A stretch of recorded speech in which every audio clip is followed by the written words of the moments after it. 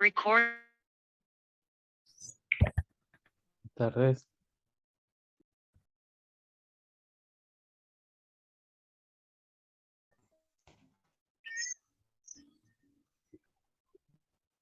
Bueno, hoy vamos a empezar con las clases de neurooftalmo. En cuanto a lo que se me refiere a historia neurooftalmológica y métodos diagnósticos. En cuanto, bueno, a la introducción, va a ser siempre importante categorizar el problema. Eso quiere decir que siempre vamos a tener que ver qué vía se va a encontrar afectada para pues tener una idea de un posible diagnóstico, ¿no? Vamos a tener en cuenta que podemos tener desórdenes de lo que viene a ser la vía aferente, desórdenes de la vía eferente, así como también síntomas asociados que pueden ser cefaleas, dolores faciales y alguna otra alteración de lo que es una sensación facial. Entonces, dentro de lo que vamos a indagar, pues para empezar lo que es la historia oftalmológica, principalmente el- la molestia principal que nos va a referir el paciente. Dentro de esto debemos tener en cuenta lo que es tanto la edad como el género y, pues como había mencionado, la molestia que ellos refieran. Además de esto, debemos tener en cuenta antecedentes patológicos, de los cuales se debe tener un detalle del problema. Debemos em, pues, hacer un perfil en cuanto a la sintomatología, si esta es temporal o si viene ya de larga data, además de algunos otros síntomas asociados. Debemos conocer si es que hay algún antecedente de una lesión neurológica o sea oftalmológica pasada, además de antecedentes médicos y quirúrgicos, revisar aparatos y sistemas, antecedentes familiares y también es importante lo que es la historia social. Bueno, como había mencionado, en cuanto a la edad o género, pues vamos a tener principalmente en niños problemas neurooftalmológicos que van a ser congénitos. Dentro de lo más común en esta edad, pues vamos a tener lo que son los gliomas de la vía óptica y también los craniofaringomas. Además que podemos tener desórdenes vasculares y degenerativos, como van a ser los adenomas pituitarios, pero ya en poblaciones más grandes. En cuanto al género, pues mencionaba más en lo que son mujeres.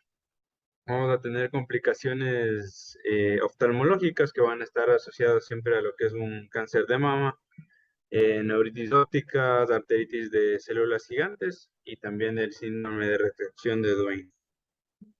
En cuanto a los antecedentes de la enfermedad presente, pues siempre vamos a tener que evaluar la queja principal de una forma detallada y hacer un perfil temporal de los eventos que van a estar asociados. En cuanto al detalle del problema, pues debemos siempre tener en cuenta las vías aferentes y eferentes. Si tenemos una desviación aferente, pues una pérdida visual, ya sea uni o bilateral, eh, si hay un campo afectado superior, inferior, puede ser nasal o puede ser temporal, la calidad de esta pues, puede ser completa, distorsionada o nublada. Debemos indagar sobre alteración de la percepción del color y si existe alguna, mayor, la mayoría de los casos, una difusión visual cortical, en la que pues, el paciente va a tener quejas visuales vagas, asociadas con antecedentes de demencia, pueden existir accidentes cerebrovasculares o algún cambio de comportamiento, y pues no hay alguna otra explicación ocular clara que esté ocasionando esta discapacidad visual. En cuanto a una disfunción eferente, pues principalmente vamos a tener lo que es la diplopía. Esta puede ser binocular, puede ser horizontal o vertical y puede también empeorar en lo que son cambios de posición. Además de ser la visión borrosa acompañado de un error refractivo o alguna opacidad de medios, pues siempre van a darnos que es una disfunción perdón, y a su vez acompañada de una disfunción aferente. En cuanto al perfil de temporalidad de los síntomas, pues la cronicidad, vamos a tener en cuenta que la rapidez de inicio y también el patrón de los síntomas debe ser investigado.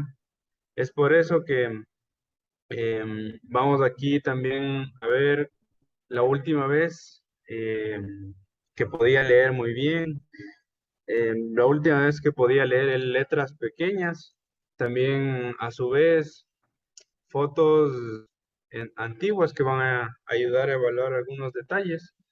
Dentro de la pérdida visual, pues si se trata de algún evento que dura entre días o semanas, pues podríamos pensar en lo que es una neuritis óptica, si son periodos de años, de meningiomas de lento crecimiento, si existe alguna diplopía, ya sea de una larga data o intermitente, pues podemos pensar en lo que son algunas neoplasias, expansión lenta o también estrabismo congénito descompensado. En cuanto a la rapidez de inicio, pues siempre por lo general están asociados a los súbitos a procesos vasculares, lo más común, un ACV, pueden tener también trastornos inflamatorios o infecciosos, o algunos procesos degenerativos o compresivos. En cuanto al patrón de los síntomas, pueden ser progresivos, que por lo general están asociados a masas compresivas, pueden ser episódicos, asociados a migrañas, enfermedades carotidias o algún tipo de convulsión, o alguna tosis fluctuante o una diplopía que se observa por la noche, que por lo general va a estar asociado a lo que es una miastenia gravis.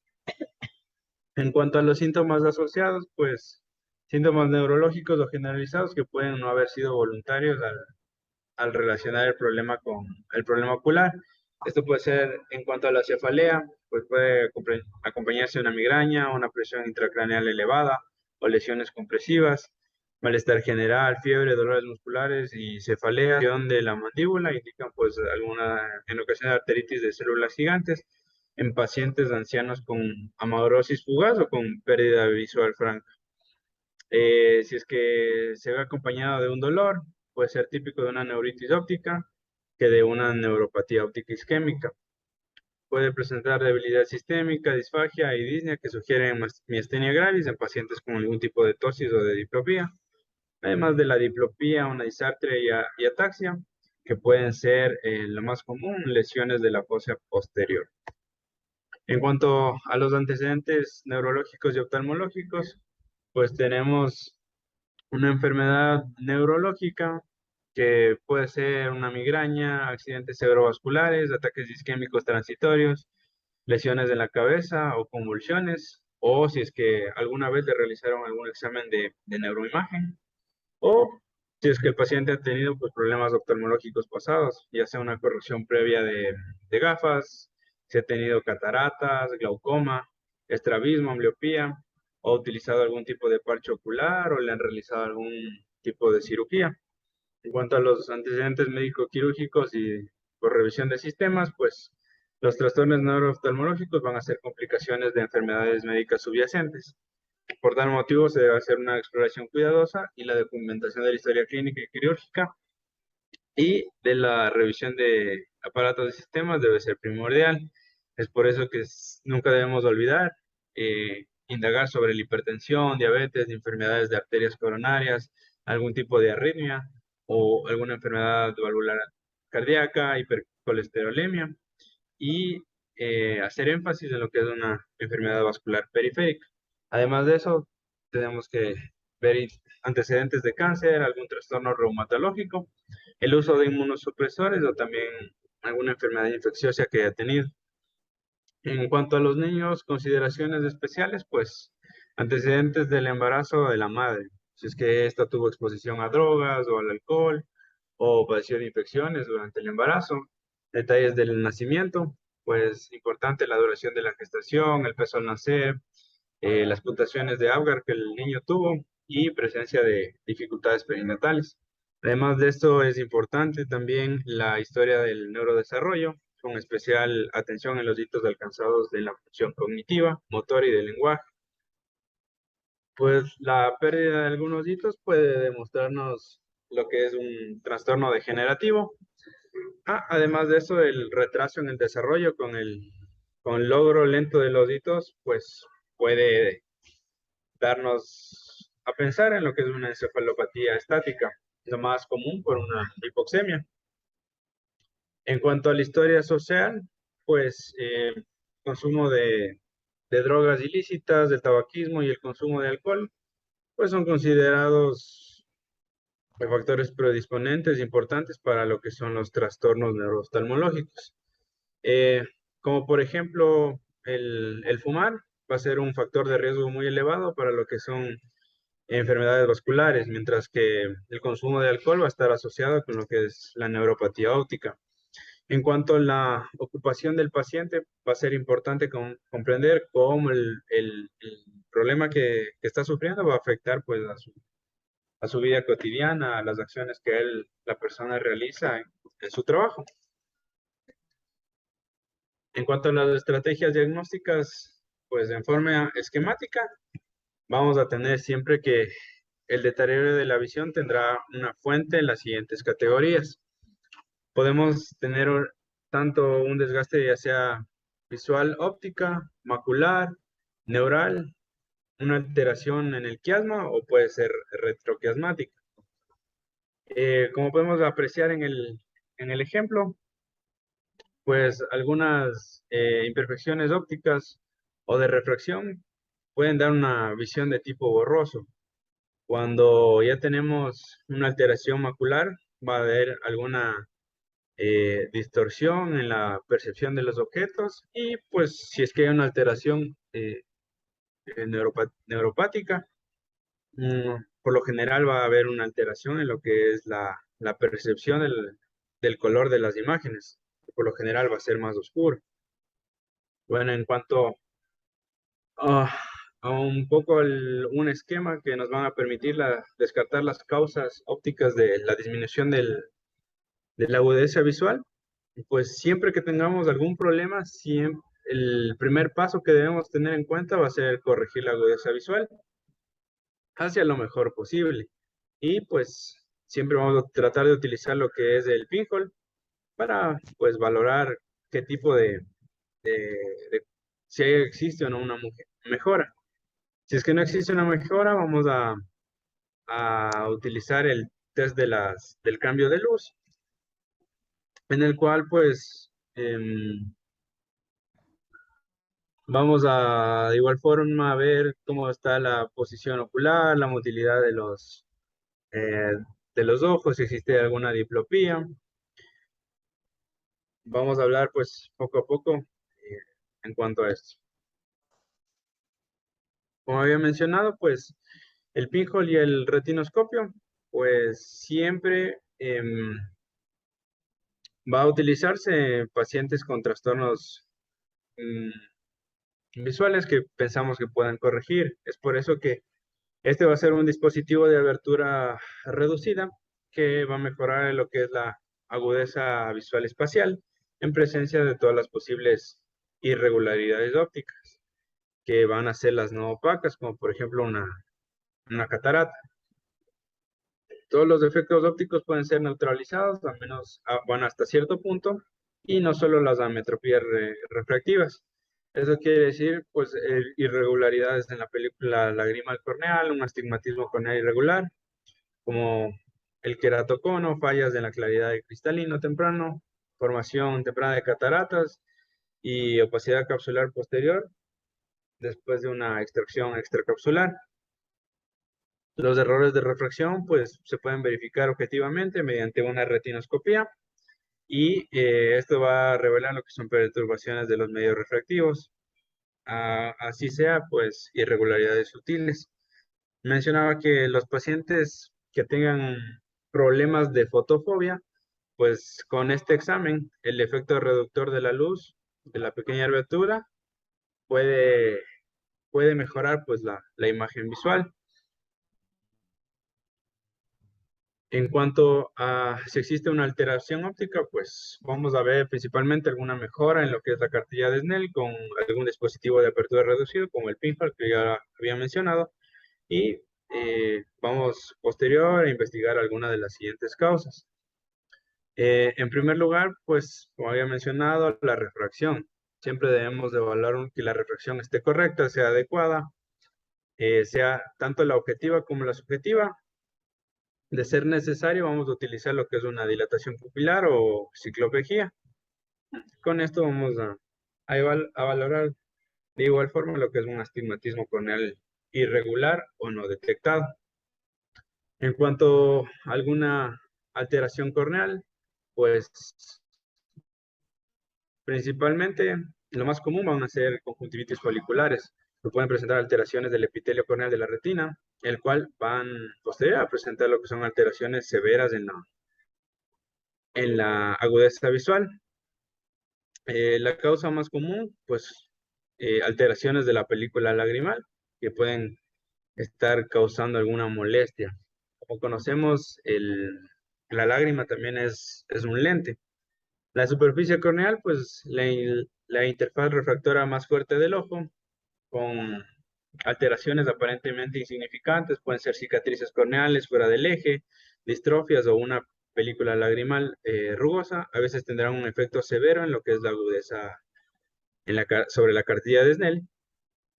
Además de eso, debemos tener en cuenta la oftalmometría, retinoscopía y el uso del disco de Plácido para el escaneo de la topografía corneal, que a menudo son necesarios para establecer el diagnóstico. En especial, pues, el queratocono temprano, que es fácil de no diagnosticar y que evoluciona y lo vamos a ver en etapas tardías, ya en adultos.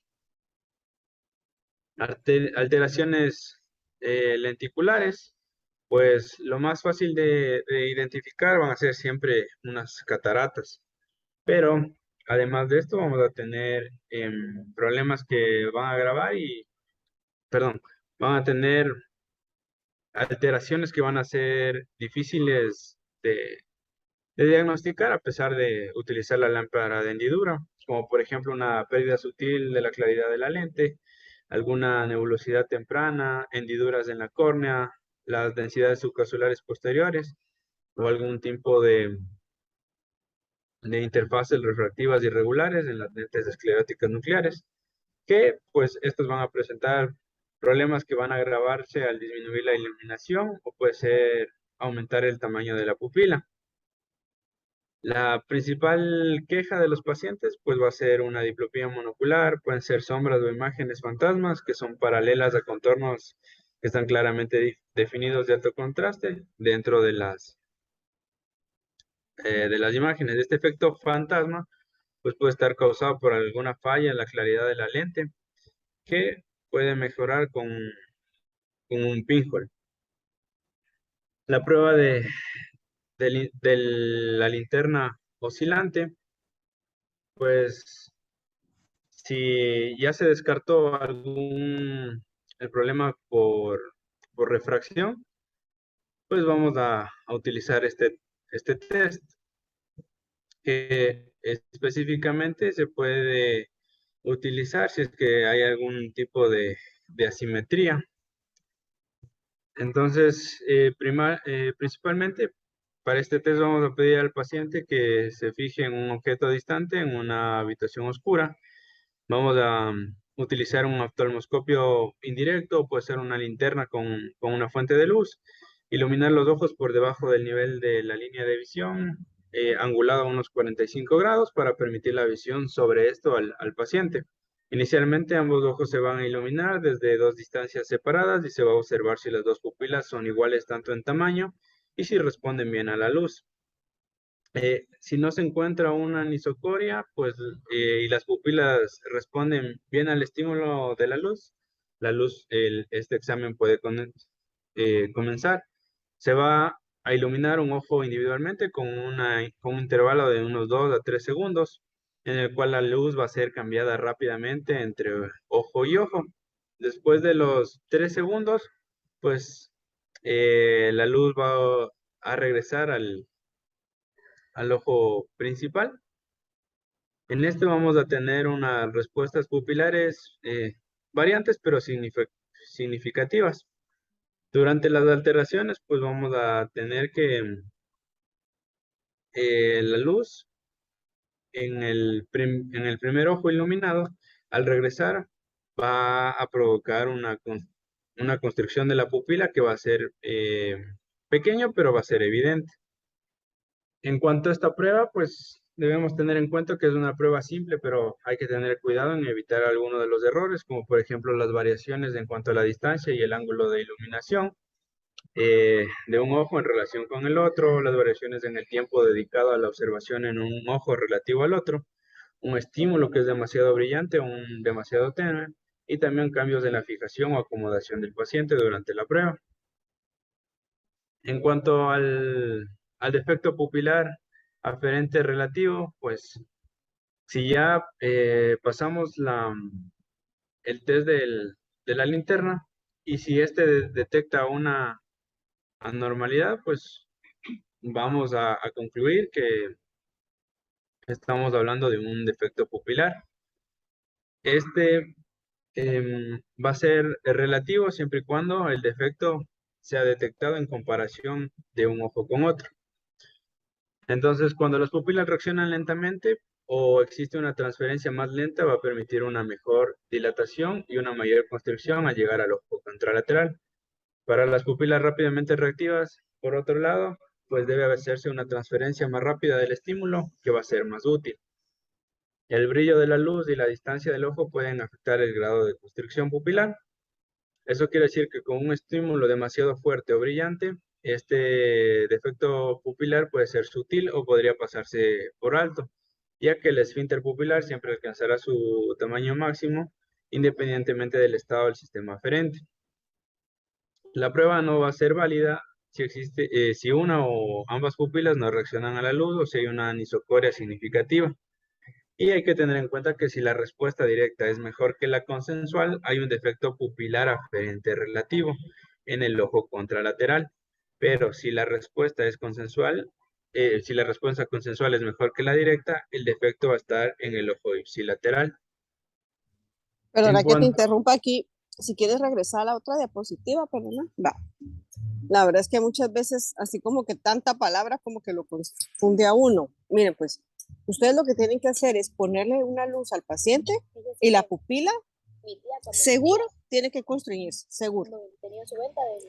Regresan, si no se constriñe, hay algo ahí en ese ojo. De ahí mueve, se voltean a ver al otro ojito y el ojo tiene que haberse cerrado también. La pupila del ojo contralateral tiene que haberse cerrado.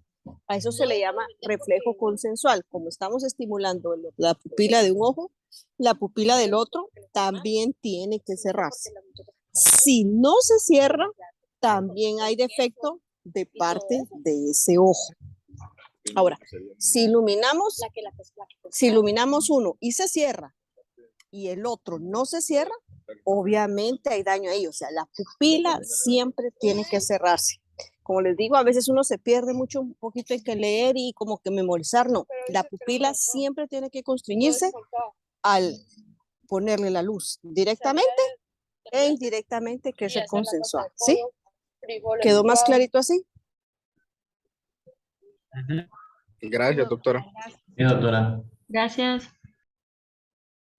Sigamos, pues. bueno, como mencionaba, al examinar, bueno, en cuanto al examen en bebés o niños pequeños, siempre se va a utilizar lo que es un oftalmoscopio directo, ya que vamos a observar el reflejo del fondo de ojo desde una distancia de la longitud de brazo o mayor, donde es más probable que el niño se sienta menos amenazado.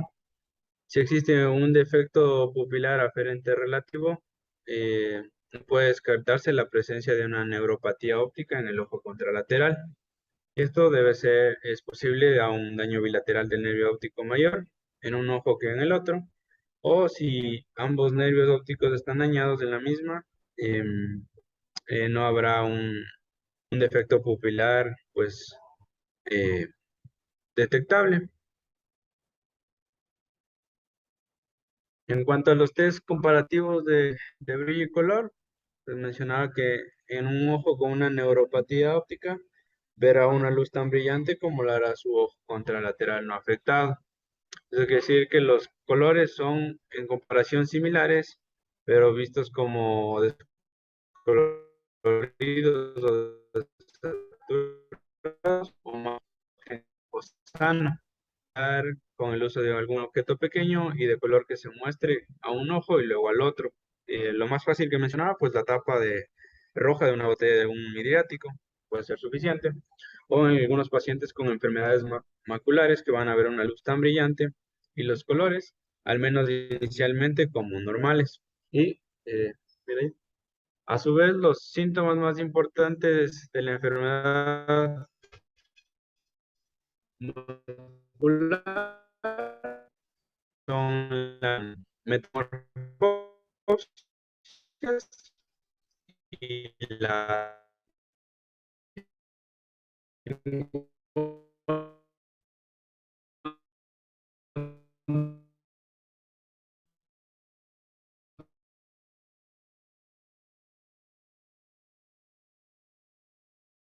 del campo visual. El lente va a ser prioritario, óptico, y por eso es necesario lo que es pues como ya he mencionado, detección tanto de trastornos males y males para definir la forma y la extensión de la pérdida del campo visual. Además de eso, que se ocupa principalmente de la configuración o el patrón espacial del daño visual, además de determinar si existe la necesidad de imágenes diagnósticas y proporcionar pistas de un diagnóstico focal. Proporciona una indicación en donde es más probable que se encuentre un daño y cuando la perimetría y la apariencia del disco óptico no aclaran pues la fuente del problema, lo más probable es que esto se deba a un daño en la mácula. En cuanto a los trastornos maculares, pues el edema macular en muchas de las ocasiones se pasa por alto. El síntoma característico de esto, pues puede ser una micropsia, además de cambios en el campo visual. El diagnóstico objetivo se va a producir mediante lo que es un OCT o ya sea la angiografía por fluoresceína. Pues, ¿qué va a suceder cuando existe este tipo de, por ejemplo, un edema macular? Pues los fotorreceptores se van a encontrar más dispersos y pues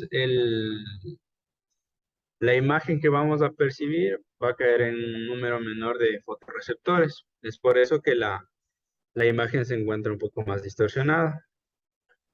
Y en cuanto a la ambliopía, pues que existen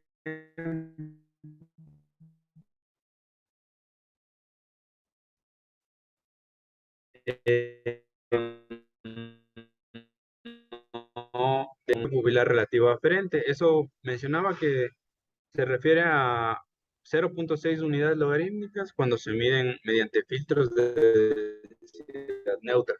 Y pues un paciente reporta un déficit visual desde la infancia, que es lo más característico. Pacientes que se asocian con mala visión o con una lesión o un episodio inflamatorio en el pasado. Y pues mencionaba que se puede realizar el test de Aman, que va a ser el fenómeno de aglomeración y de agudeza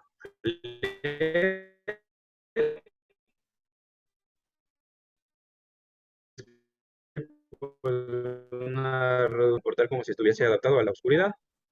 Y pues este fenómeno de aglomeración va a comprar lo que es la legibilidad de caracteres individuales en lugar de las filas de los caracteres. Y bueno, eso era todo. Gracias, muy linda presentación. Solo quiero agregar algo de la ambliopía. Yo creo que ya lo habíamos hablado la vez pasada, que no hay que decir que un niño es ambliope. Tienen que dejarle los lentes, aunque ustedes se encuentren con un ojo de baja visión, pero tienen que dejarle toda la corrección y esperar 6 meses a que ese ojito deje de ser ambliope y se van a dar cuenta las grandes sorpresas que se van a llevar. No necesariamente los van a tener que parchar. La mayoría de niños responden a su graduación. Y entonces ese tratamiento es durante 6 meses, lo pueden evaluar a los 3 meses para ver si ha mejorado la visión. Y luego a los 6 meses ya debió de haber llegado hasta el 2020, ¿verdad? ¿Qué otra cosa? Sí, súper importante ahorita que vamos a ver neurooftalmología, ver al paciente desde que entra a la clínica. Tienen que ver si la cabeza está ladeada, ver cómo camina, ver las pupilas, la expresión de las personas, todo eso tienen que evaluar a un paciente. Desde que entra, se sienta, les está diciendo la historia clínica, eso da mucha información. La historia clínica debe ser bien puntual, bien concisa. Si no entienden algo, tienen que preguntar al paciente a qué se refiere con eso, porque muchos dicen, es que siento irritado, e irritado no nos dice nada, siente que el ojo se le seca, siente que piedritas, es un ejemplo, perdió la visión, ¿desde cuándo perdió la visión? La visión doble es bien importante que la diferencien de visión doble con los dos ojos o visión doble unilateral, porque muchas veces se cree que tiene visión doble y es porque la mácula o el cristalino o la cápsula posterior está opaca, muchas cosas que tienen que ver con uniocular, ¿verdad? Bueno, si tienen alguna duda de esta clase, ese cuadro no es que hay que aprendérselo, pero sí es una buena guía para que ustedes vayan caminando conforme van haciendo el examen físico, pero creo que eso ya lo tenemos, ¿verdad? Desde que entra el paciente, historia clínica, agudeza visual, refracción, tonometría, gonioscopía, dilatación, fondo de ojo. Siempre que vean el fondo de ojo, también véanlo en la lámpara de hendidura, porque a veces se pasa por alto el cristalino, algunas cosas, algunos detalles, mírenlo siempre dilatado. Y también tienen que ver si la cámara anterior se amplía con la dilatación o se estrecha. Bueno, siempre hay que verlo en la lámpara después de dilatar la pupila. Creo que ahí estamos. ¿Tienen alguna duda? Hay otra cosa, la visión de colores es lo primero que se va con un nervio. Entonces, no olviden hacer eso del tapón rojo. Eso es bien, ustedes siempre van a tener TP en su clínica, entonces siempre tienen que hacer el reflejo de la luz roja. Muchas gracias, doctora. Gracias, doctora. Con gusto. Y hoy que nos toca de estrabismo. Tenemos evaluación del estado sensorial. Está bien, de vuelta. Ok.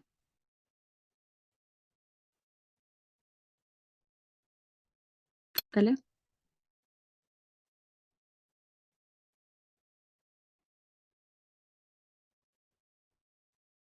Siguiente diapo, por favor.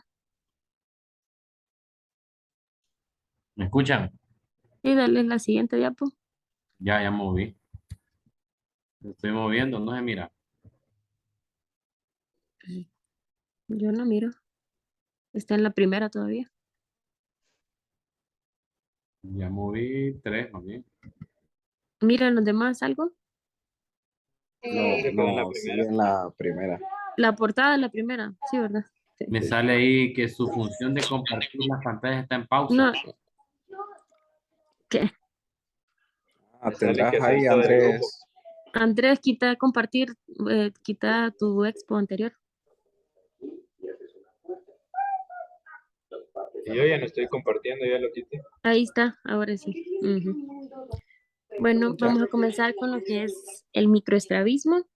Acá pues Lang creó este término que describe pues las diversas formas de endotropias de ángulo pequeño con una adaptación sensorial parcial o completa.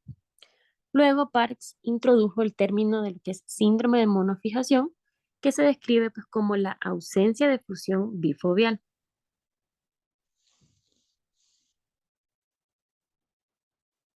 En cuanto al microestrabismo, pues nos menciona que este consiste en lo que es una ambliopía unilateral con una fijación parafoveal. Entonces, como ya sabemos, pues la ambliopía, esta se define como la disminución de la agudeza visual de uno o ambos ojos, con una diferencia pues de 2 líneas sin una causa orgánica aparente pero potencialmente reversible.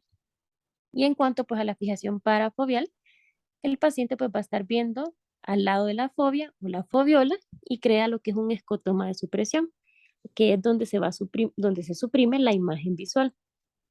También tenemos una correspondencia retiniana anómala armónica.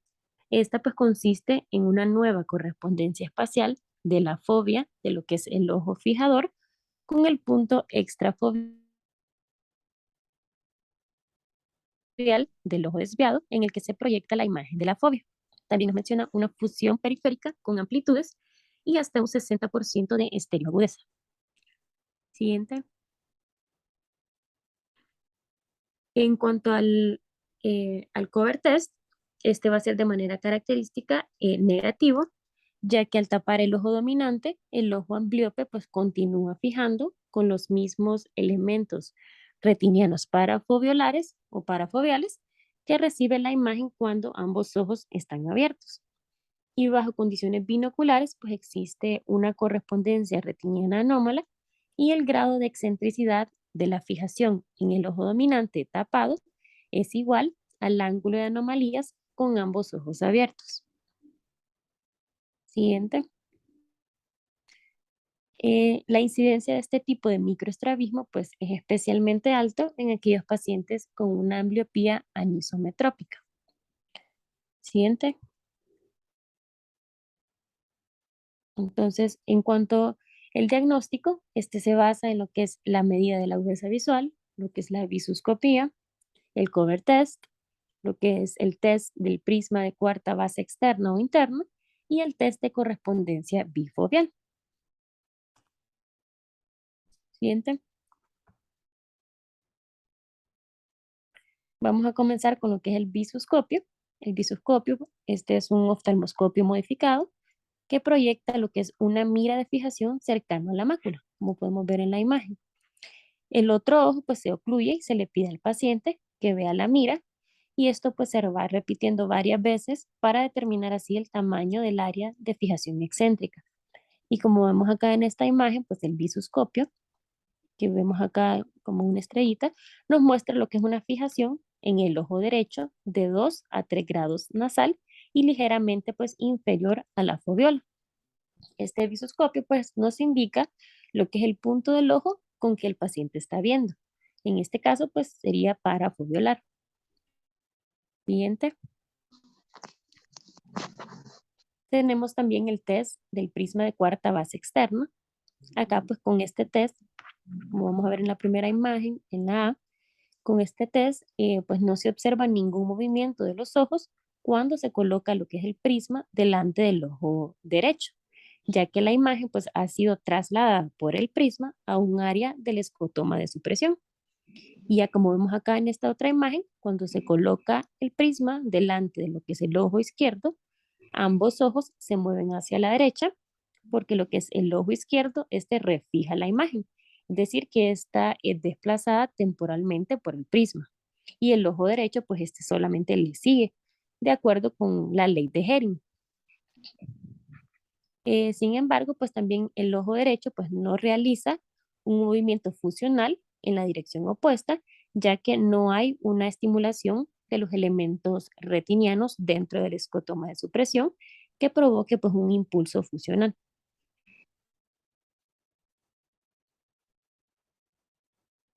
Tenemos lo que es el test de Bagolini. Este test pues, se realiza utilizando lo que son estas lentes ópticamente planas con estrías, como podemos ver en la imagen. Las líneas estas se encuentran a 45 grados en el ojo izquierdo y a 135 grados en el ojo derecho.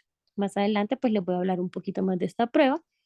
Igual acá en esta imagen pues vemos lo que es el test de Bagolini, nos muestra lo que es una correspondencia retiniana anómala armónica entre lo que es la fobia del ojo izquierdo y los elementos retinianos parafoveales del ojo derecho. Acá en este cuadrito vemos lo que es este espacio vacío, una muesca que no completa la X. Este pues se observa en la línea del ojo ambliope y es debido pues al escotoma que va desde la foviola hasta el punto de fijación parafoveal del ojo derecho. Siguiente.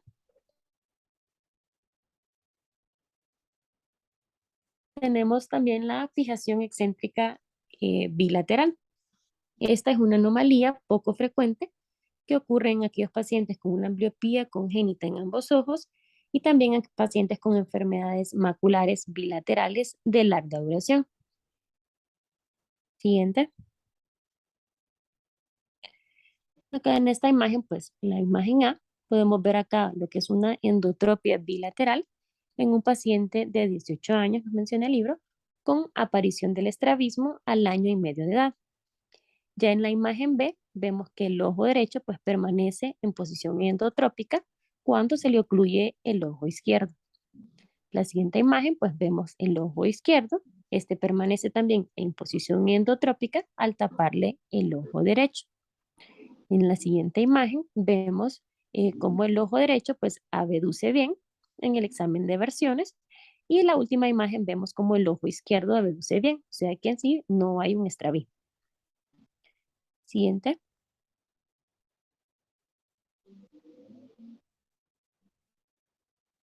Continuando tenemos lo que es la correspondencia retiniana. Em, Esta pues es una prueba útil para reportar pues, el tipo de correspondencia sensorial, ya sea normal o sea anómala, y además la existencia pues, de una supresión de alguno de los dos ojos. Tenemos lo que es el test de lentes de Bagolini, como ya les estaba mencionando. Este pues consiste en, utilizamos estas lentes ópticamente neutras con estriaciones, que estas van a emborronan ligeramente el ambiente, pero producen una línea luminosa cuando una persona mira a un punto de luz. Estas lentes pues se colocan en pues, una montura de gafas o se puede colocar en una gafa de pruebas encima de las lentes correctores. Siguientes. Em, la dirección de las lentes de las estrías está bien indicada por una pequeña marca que encontramos en el borde de cada lente. Como ya les había mencionado, pues estas se deben colocar delante del paciente de manera que las estrías estén orientadas a 135 grados en el ojo derecho y a 45 grados en el ojo izquierdo. Este test se realiza a 33 centímetros y a 6 metros. También se aconseja pues eliminar otras fuentes de luz en el área de examen durante el test y es importante también mencionar que esta es la prueba menos disociante, ya que las estrías paralelas no influyen en la agudeza visual del paciente. Siguiente. En cuanto a las ventajas, pues como les mencioné, este pues nos evalúa la correspondencia retiniana bajo condiciones visuales parecidas a las normales sin disociar los ojos, mientras pues se va a determinar la posición de los ojos realizando un cover test. También se pueden detectar pequeños escotomas de supresión cuando el paciente ve una muesca en la línea luminosa. En cuanto a su desventaja, pues una supresión grande, esta puede interferir en la percepción de la segunda línea. Siguiente. Bueno, en cuanto al procedimiento, como vemos acá en esta imagen, pues se colocan las lentes estriadas enfrente del paciente, ¿verdad? O encima de lo que es su corrección óptica, si la tiene. Luego, pues vamos a utilizar lo que es una linterna para que el paciente pues nos fije ese punto, tanto para visión lejana como para visión cercana, iluminando pues la parte nasal del paciente. Entonces, al fijar ese punto de luz, el paciente pues verá lo que es un haz luminoso perpendicular al sentido de las estrías. Luego se procede pues a ocluir lo que es, por ejemplo, el ojo izquierdo y le pedimos al paciente que nos indique cómo observa la línea en visión cercana y luego se procede también a ocluir el ojo derecho y se realiza lo mismo. Luego pues se desocluyen ambos ojos y el paciente pues debe indicar cómo es la proyección de las dos rayas de la luz a través de las lentes estriadas. Y se va a repetir también el mismo procedimiento para lo que es la visión lejana. Entonces, cuando no tenemos movimiento con el cover test, decimos que tenemos una correspondencia retiniana normal. Y si hay movimiento con el cover test, estamos ante una correspondencia retiniana anómala. Siguiente. Entonces, las posibles respuestas del paciente pueden ser, por ejemplo, si el paciente tiene una correspondencia sensorial normal, con los dos ojos abiertos va a observar lo que es una X, como vemos acá en la imagen. Ya si el paciente tiene una supresión de un ojo con los dos ojos abiertos, solo va a poder observar una de las líneas proyectadas y la otra no se va a ver, como vemos en la imagen. También si el paciente no puede suprimir sensorialmente, padecerá lo que es diplopia, es decir, visión doble. Y al realizar pues el test, él va a observar las dos líneas, pero estas van a estar separadas. Siguiente. Em, También tenemos cuando el paciente observa lo que son dos luces arriba de la inserción de las líneas, como vemos en la imagen, estamos ante una endotropia. Ya si estas luces aparecen debajo de la inserción de las líneas, estamos ante una exotropia. Y también pues hay otros casos pues, menos comunes que también podemos obtener, como ser el escotoma de inhibición. En este caso, pues el paciente va a observar las líneas centradas de la X, pero en la zona central hay falta de una línea. Entonces esto significa que tiene una fusión periférica, pero centralmente pues tiene una zona de escotoma.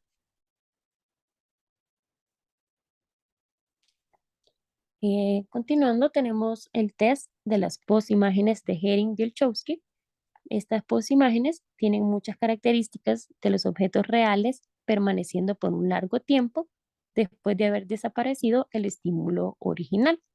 Entonces, una vez que se crea una posimagen en cada ojo, la relación de las imágenes entre sí ya no depende de si los ojos están abiertos, cerrados, que estos estén alineados o cruzados. Siguiente. En cuanto al procedimiento, pues acá cada ojo fija en el centro de la marca negra del filamento en una habitación a oscuras y primero pues se presenta horizontalmente al ojo con mejor agudeza visual y luego verticalmente al peor ojo durante 20 segundos mientras se tapa el otro ojo.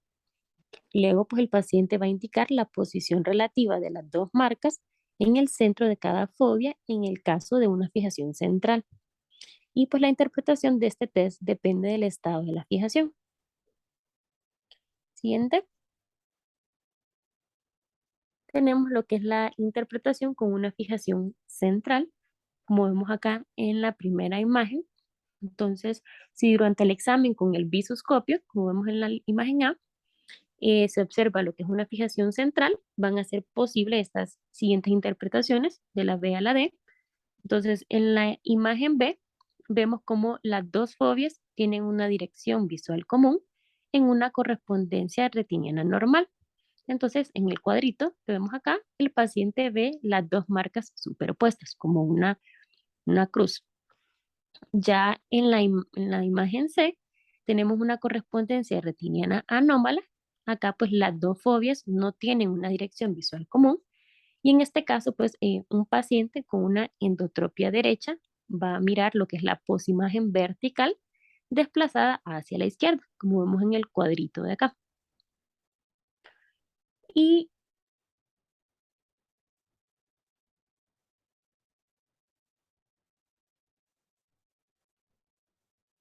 ya la última imagen, tenemos lo que es una X vertical, va a ser desplazado hacia la derecha. Siguiente.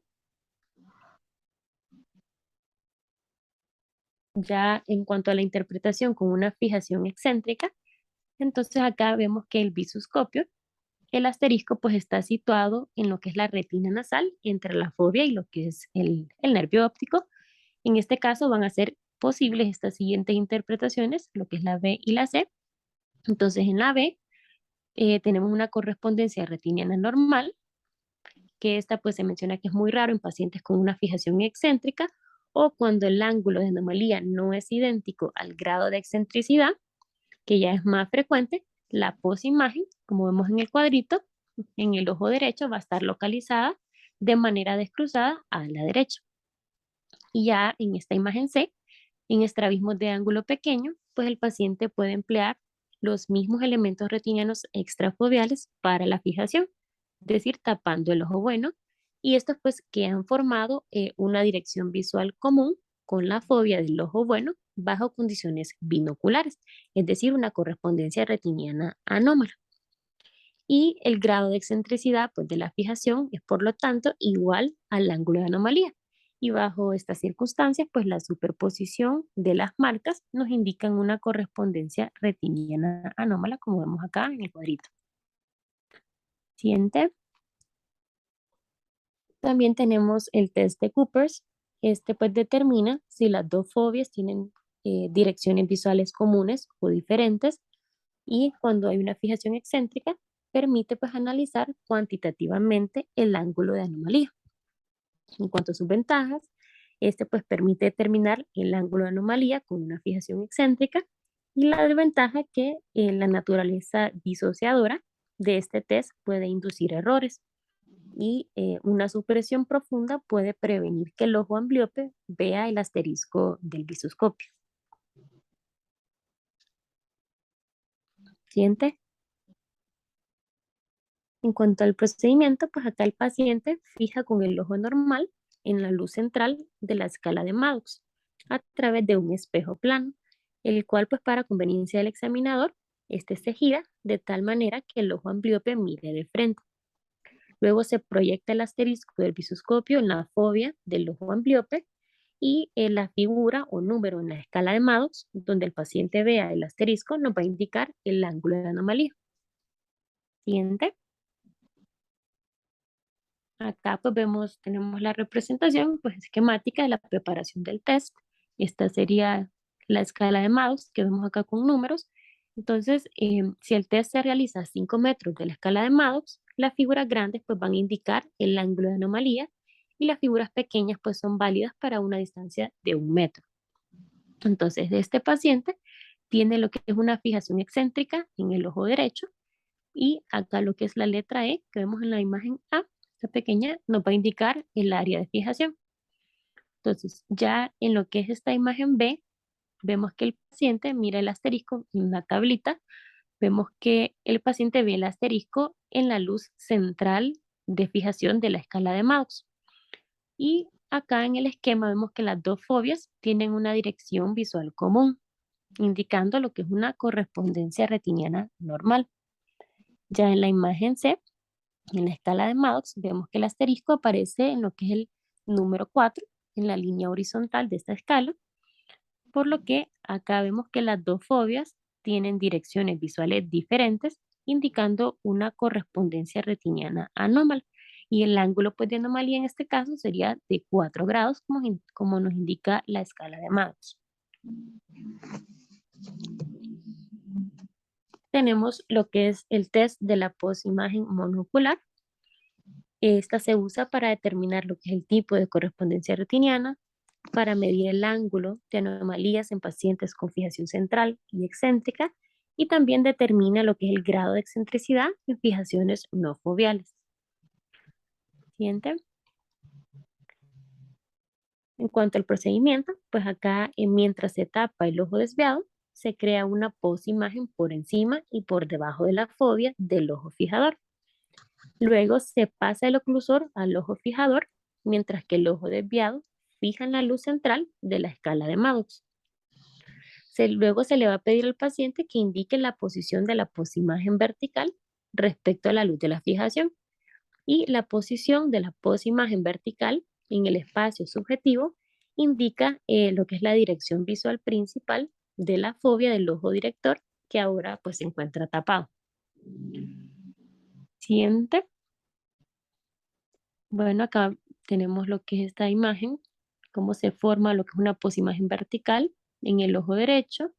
Vemos acá en la imagen B, el paciente pues mira la luz de fijación con el ojo izquierdo no estimulado, y observa la posición de la posimagen con respecto a la luz en la escala de Maddox. Ya vemos acá en esta segunda imagen, vemos el inciso C, tenemos una correspondencia retiniana normal en un paciente con fijación central. Vemos que la luz se forma en el centro de la cartilla de Maddox, lo vemos aquí, ¿verdad? Ya en lo que es el inciso D, tenemos una correspondencia retiniana anómala en un paciente con una fijación excéntrica. Acá el ángulo de anomalía pues corresponde al grado de excentricidad, es decir, que está viendo con la parafobia. En el inciso E tenemos también una correspondencia retiniana normal en un pacientito con una mirada excéntrica. Es decir, que el paciente está viendo con elementos extrafoveales, pero la percepción de ambas fobias trata de ser igual. Y a la última imagen tenemos una correspondencia retiniana anómala en un paciente con fijación central. Acá el ángulo de anomalía corresponde pues al número que vemos en la cruz de Maux, donde vea la posimagen vertical. Es decir, que está viendo con ambas fobias, pero la percepción de la imagen está en un lado de la retina, pues que no es la fobia. Siguiente. Tenemos también lo que es el amblioscopio mayor. Este pues es indispensable para el diagnóstico de las anomalías de la visión binocular y la terapia ortóptica. Acá pues se presentan lo que son láminas iluminadas con tarjetas visuales de diferentes tamaños y formas en cada ojo a través de un sistema aploscópico. Lo que son los brazos del amblioscopio, estos se pueden mover ya sea horizontal o vertical, como vemos acá en la imagen, ¿verdad? Entonces, con este amplioscopio se pueden realizar varios tests, como es el cover test, medición de ángulo de estrabismo, el grado y rango de fusión, y también la determinación del estado de supresión y la correspondencia retiniana. Siguiente. Continuando, tenemos la triplopia binocular y la diplopia monocular. Entonces, lo que es la triplopia, esta puede existir bajo condiciones donde exista una competición entre una correspondencia retiniana anómala y una correspondencia retiniana normal. Entonces, la estimulación del área retiniana crea una localización del estímulo del objeto visual en dos direcciones visuales diferentes correspondientes a la relación sensorial normal y anómala entre ambos ojos. Siguiente. Entonces acá, en esta imagen, vemos esta imagen A, tenemos lo que es una triplopia binocular en un paciente endotrópico no corregido totalmente de manera quirúrgica. Entonces aquí el objeto visual fijado con la fobia del ojo izquierdo forma una imagen entre la fobia del ojo desviado y el área retiniana que prequirúrgicamente pues ha adquirido una dirección visual común con la fobia del ojo izquierdo. Y la imagen del ojo derecho, como vemos en el cuadrito, pues está localizada a la derecha. Es decir, que hay una diplopia homónima en correspondencia retiniana normal y a la izquierda tenemos una diplopia cruzada en correspondencia retiniana anómala del objeto fijado por el ojo izquierdo. Y eso sería todo en cuanto al tema. Muchas gracias. Gracias, muy bonita explicación. Miren, la verdad es que métodos para correspondencia retiniana, para fijación excéntrica, pues hay muchos, ¿verdad? Pero les voy a decir cuál es el más sencillo. Primero, ¿de qué nos sirve todo esto? Bueno, correspondencia retiniana, ustedes ya saben que hay puntos retinianos que corresponden directamente de un ojo a otro. O sea, digamos, si la foviola es el grado 0, el de un ojo, del otro ojo 0, también es el mismo 0 del lado derecho, tiene que ser el mismo 0 del lado izquierdo. Eso se llama correspondencia retiniana normal. Ahora, si nosotros vemos con el 0 del ojo derecho y un poquito de lado parafoveal, digamos un -1 o un 1, el otro contralateral, ahí no hay correspondencia retiniana normal. Eso es anormal porque no caen en los mismos puntos. Bueno, ¿cuál es la importancia de todo esto? La importancia de todo esto es que a veces nosotros tenemos pacientes que no los llevamos 20-20 porque no tienen la fijación foveal como debe tenerse, o sea, en 0. Con los microestrabismos son los más difíciles de tratar porque el paciente está acostumbrado a ver con ese punto parafoveal. El tratamiento es parche en el ojo contralateral para que el ojo que ve parafoveal trate de fijar en el 0, o sea, en la foviola. Ese es realmente el objetivo de estos exámenes que estamos viendo, porque los estrabismos evidentes, pues es fácil, eso los vamos a medir con prismas, pero los estrabismos que no logramos ver, los microestrabismos, son estos estrabismos que tienen fijaciones excéntricas. Hay una técnica bien sencilla que lo pueden hacer en clínica y pues es lindo que se aprendan estos y pues si tenemos una práctica lo vamos a hacer. Pero para que se den a casa, lo más importante es que agarren el oftalmoscopio directo, le pongan la crucita y le digan al paciente, le tapan el ojo contralateral, obviamente, porque si está viendo con los dos no nos va a salir. Le tienen que tapar el otro ojito y que el paciente vea. Y la foviola tiene que caer exactamente en el círculo. Eso lo hacemos con un ojo y luego lo hacemos con otro. Si no Pero ahí- cae, ajá, pero en la lámpara. no, con tu oftalmoscopio, Ajá, ajá. con el directo, ves que hay una crucecita que tiene un círculo en medio. Vamos a tener una clase de eso. Eso es bien importante porque eso lo pueden hacer ustedes en su clínica. El oftalmoscopio directo con el que te acercas a ver al paciente, lo tienes que tener dilatado, te acercas a verlo y le pides al paciente que te vea la luz, que te vea la cruz. Y si la foviola no cae en el circulito, es que no tiene fijación central, o sea, no está viendo con la foviola.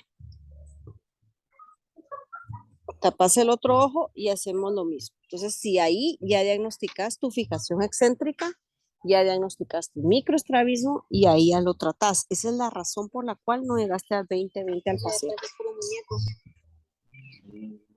¿Sí? Sí. Sí. Bueno, entonces eso hay que hacerlo, chicos, porque eso es bien importante. Esta clase realmente es importante por eso, por los microestrabismos que se nos pasan por alto porque no los vemos y el paciente simplemente ve raro.